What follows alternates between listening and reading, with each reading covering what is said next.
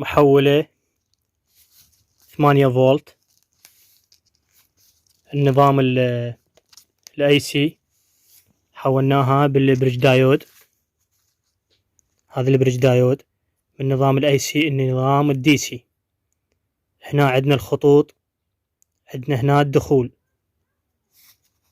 لاحظ هاي العلامة اللي موجودة، وهنا الأطراف هو الخروج. هنا عندنا هذا الطرف الموجب وعندنا الطرف السالب. هاي الأطراف، وهذا الطرف الثاني. عندنا هنا الدخول، طرفين هنا الدخول.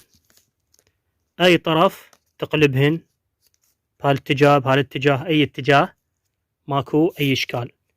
الخروج لازم يكون طرف الموجب طرف السالب. باوع بالبريدج دايود، مخلين هاي العلامة